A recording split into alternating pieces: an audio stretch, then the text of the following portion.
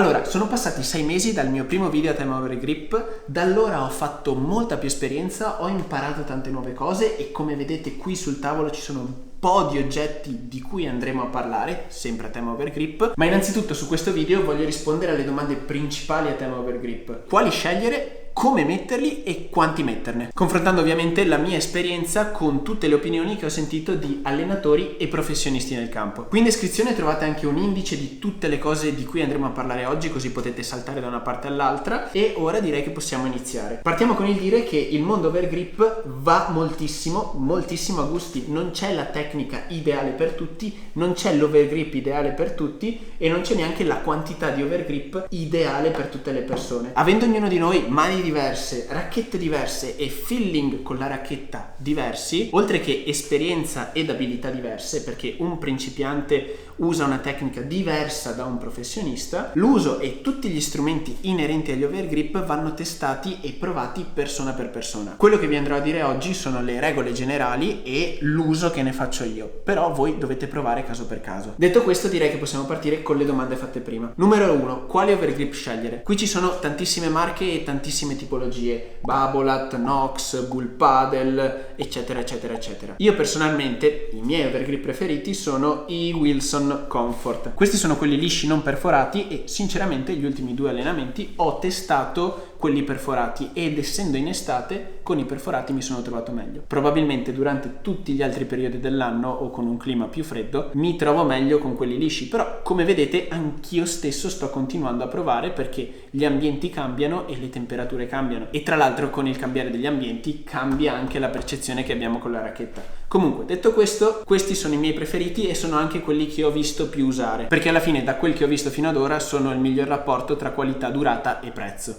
Come sempre, di tutte le cose che andrò a menzionare oggi, qui sotto in descrizione trovate tutti i link e di alcune di questi oggetti e di questi strumenti dovrebbero anche esserci dei link bonus. Voi date sempre un occhio in descrizione. Che colore scegliere? Se voi andate a vedere, tutti i professionisti utilizzano il bianco e io stesso, come vedete qui e come vedete anche in tutte le altre racchette che vedete ferme qui, ho solo overgrip bianchi e questa scelta non è fatta a caso. Ci sono 2 motivi per i quali tutti scelgono l'overgrip bianco. Il primo motivo è che il bianco non perde colore e quindi non c'è rischio che perdendo colore l'overgrip vada ad incidere sul grip stesso. Il secondo motivo, e lo potete notare benissimo qui, è che con l'overgrip bianco potete notare benissimo quando dovete andare a cambiare l'overgrip. Questo è da cambiare, questo è usurato, questo è ancora giocabile. Scelto il nostro overgrip, capito che in questa racchetta va cambiato l'overgrip, andiamo a cambiare l'overgrip. Fortunatamente, come vedete qui, con le nuove racchette Nox si può rimuovere il laccetto e facilitare tutta l'operazione di rimozione e messa del nuovo overgrip. Con le altre racchette che non hanno questa cosa, quello che faccio di solito è semplicemente annodarlo 2 o 3 volte, così non mi dà fastidio. Rimuoviamo il vecchio overgrip e come avrete notato io sotto l'overgrip non ho nulla, ho rimosso il grip di fabbrica che tra l'altro qui ho conservato con cui arriva la pala. Di solito standard ti arriva la racchetta con il grip di fabbrica montato e tu sopra ci metti i tuoi vari overgrip. A me come gusto e sensazioni personali piace un overgrip molto stretto, per questo rimuovo tutto e da lì inizio a costruire. E qui ovviamente arriva la domanda: quanti overgrip mettere? Come vi ho appena detto, a me piace un'impugnatura stretta, infatti come vedete di questa racchetta che per me è finita, l'impugnatura è molto stretta. Il pollice va a toccare il dito medio. Grandezza standard, quello che viene detto a tutte le persone che iniziano è quello di andare a fare un'impugnatura un po' più larga dove tra il pollice e il medio c'è almeno un dito. Cosa cambia? Cambia che con un'impugnatura un po' più larga, quindi con un dito tra pollice e medio, si hanno molte meno vibrazioni all'impatto della pallina, quindi quando andremo a colpire tutte le vibrazioni verranno dissipate dalla grandezza dell'impugnatura e da tutti gli overgrip che abbiamo messo. Mentre nel momento in cui avremo un'impugnatura stretta come piace a me, il grande vantaggio è che avremo una sensazione del colpo decisamente maggiore perché tutte le vibrazioni verranno trasferite al nostro polso, al nostro braccio. Come potete immaginare però, trasferendo tutte le vibrazioni al braccio si potrebbe andare a fare danni e infatti quello che è successo a me è che stamattina mi sono svegliato con una mano che era un bidone. Perciò per esempio nel mio caso, su consiglio dell'allenatore, quello che inizierò a fare è durante gli allenamenti, dato che non devo avere la sensazione massimale durante gli allenamenti, metterò 1 o 2 overgrip in più in modo tale da ingrossare questa impugnatura e dissipare un po' di queste vibrazioni, mentre durante le partite, dove voglio avere una sensazione migliore, andrò a rimuovere questi overgrip, o magari avrò una racchetta a parte che userò soltanto per le partite e che avrà un'impugnatura più stretta che mi permetterà di avere queste sensazioni. Poi tra i professionisti ci sono giocatori come Paquito Navarro, che parte da una racchetta senza nulla e ci va a mettere soltanto un overgrip, e giocatori come Silingo che mettono anche 11-12 overgrip. Questo dipende anche banalmente dalla grandezza della mano. Se fossi arrivato dal basket e avessi una mano da 50 cm e fossi alto 2,50 m, probabilmente dovrei mettere 5, 6, 7 overgrip. Invece per esempio Paquito Navarro, e l'ha fatto vedere anche in diversi suoi video, lui ha una manina, quindi mette molti meno overgrip di un giocatore di basket alto 2,5 m. Però nuovamente qui va a sensazioni. Quello che faccio io, tornando alla messa dell'overgrip in questa pala, è rimuovere tutto e mettere 2 overgrip. Quindi ora, senza stare qui a cincischiare ancora, facciamolo. Rimuoviamo lo scotch che ci servirà poi per chiudere l'overgrip. Di solito quando non ho appoggi lo attacco sulla racchetta e inizio a mettere l'overgrip. Adesso, dato che abbiamo un tavolo, mettiamolo qui da parte. Apriamo il nostro bello overgrip. Qui mi raccomando, in quasi tutti gli overgrip c'è anche la plastica da rimuovere. Ricordatevi di rimuovere la plastica, altrimenti non avrete nessun tipo di grip. A questo punto ci sono due testine, questa che ha anche lo scoccetto. Gran parte delle persone la usa come parte iniziale dell'overgrip. Io fino a poco tempo fa facevo lo stesso, ma ora semplicemente mi trovo più comodo iniziare con la parte grossa, perché poi questo pezzetto adesivo con il taglio mi aiuta a chiudere l'overgrip. In sostanza non cambia assolutamente nulla. L'unica cosa di cui bisogna stare attenti è che lo scoccetto, nel momento in cui andiamo a chiudere, sia nella parte interna, non nella parte esterna. Partiamo.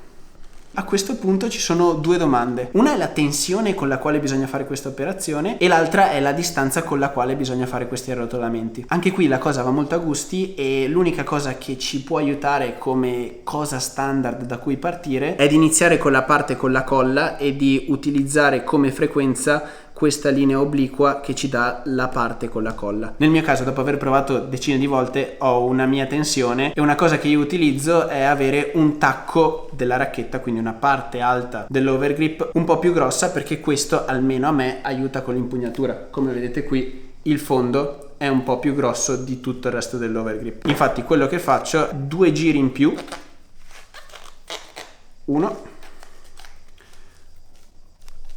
e 2, rimanendo sempre qui sotto con entrambi gli overgrip, e da qui parto con quella che è la mia tensione e con quello che è la mia frequenza di arrotolamento, cose entrambe soggettive. Una volta arrivati qui in fondo c'è chi taglia l'overgrip, però con racchette con il manico così piccolo preferisco andare avanti, perché capita molto spesso che il mio indice arrivi fino a qui. Invece nel caso delle racchette Babolat, dove il manico è molto più lungo, come vedete il mio pollice arriva fino a qui, e volendo, anche se non capita quasi mai, posso tagliare l'overgrip eccedente. Qui andiamo avanti,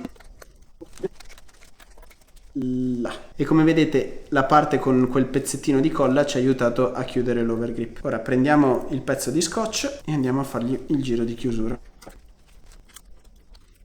Primo overgrip messo, poi io ne metto un secondo, però non sto qui ad annoiarvi, è lo stesso procedimento, solo che ce lo metto sopra. In tutte le racchette come chiusura forniscono anche un elastico che va applicato sopra lo scotch di chiusura. Come avete visto anche da questa racchetta, io non lo uso, perché la mia filosofia è: cerchiamo di non aggiungere peso dove non ce ne serve. Questa racchetta la bisogna portare a spasso, quindi se ho meno peso faccio anche meno fatica. E fidatevi, su ore e ore, anche 1,7 grammi su una racchetta di 348 grammi fa la differenza. E un altro discorso sugli overgrip: un overgrip solo pesa circa 6,5 grammi. Se sopra questo che ho messo io ne mettete 10 sono 65 grammi, il che vuol dire che il bilanciamento di questa racchetta viene spostato in basso e il peso aumenta. Alla fine 65 grammi sono il 20% in più del peso della racchetta. Ora, visto l'overgrip comune, per fare il discorso il più completo possibile andiamo a vedere anche pro e contro di tutte le varianti che sono nate subito dopo. Per esempio l'Esacor, che in questo momento viene fornito di base standard con la Vertex 3, e lo Shockout, che come vedete entrambi sono stati provati, quindi entrambi non sono bellissimi. È un normalissimo overgrip con al suo interno questo pezzo arancione di gomma piuma nel suo centro. Vado subito a pesare entrambi, così riprendiamo il discorso di prima, perché quando aggiungete o rimuovete peso dovete sapere quello che state facendo. In questo caso questi arnesi qui vanno messi sul manico, quindi nel momento in cui andate ad aggiungere peso, punto 1, aggiungete peso, quindi vi portate dietro più roba, e punto 2, state abbassando il bilanciamento,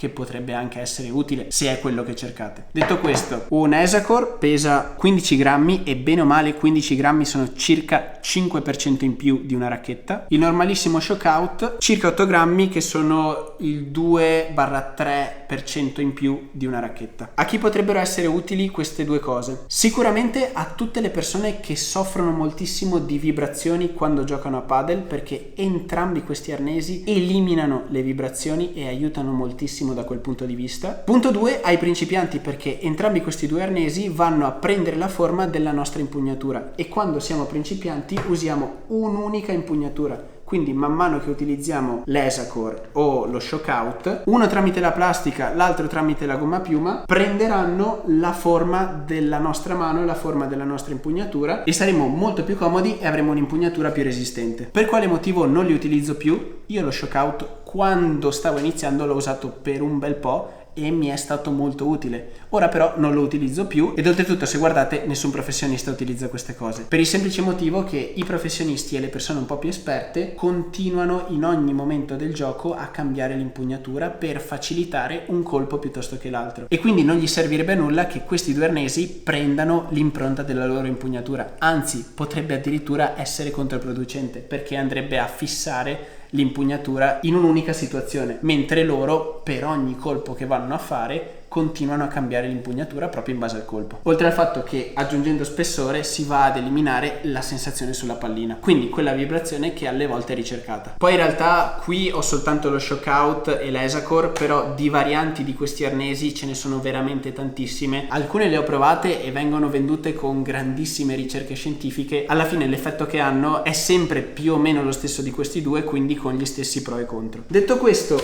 ultimo oggetto che abbiamo sulla tavola, sempre a tema overgrip, questo tovagliolo molto colloso di Nox. Se guardate il World Padel Tour avete potuto vedere Lamperti utilizzarlo diverse volte. È semplicemente un tovagliolo di tessuto impregnato di una colla particolare. Non lo voglio utilizzare perché quando utilizzato migliora, e io lo sto utilizzando tantissimo quando ho le partite, migliora tantissimo l'impugnatura, si ha una presa decisamente più forte ed oltretutto, essendo questa colla uniforme su tutto il manico della racchetta, si riesce comunque a fare quel gioco di cambiamento dell'impugnatura. L'unica cosa e lato negativo di questo è che una volta utilizzato l'overgrip va rimosso e buttato via perché fa schifo, è pieno di colla e anche la mano fa schifo una volta che si è finito di utilizzare. Quando devo allenarmi non lo utilizzo perché tanto non devo avere l'impugnatura massimale, così posso utilizzare l'overgrip per 2-3 partite, e considerate che io ho una mano molto sudata. Ci sono persone che lo utilizzano anche per una settimana l'overgrip. Io di solito massimo 2 partite o 2 allenamenti, poi lo devo cambiare per forza. Mentre durante una partita importante, ogni cambio di game, prendo questo tovagliolo con una mano, la mano con cui gioco, così anche la mano si riempie di colla,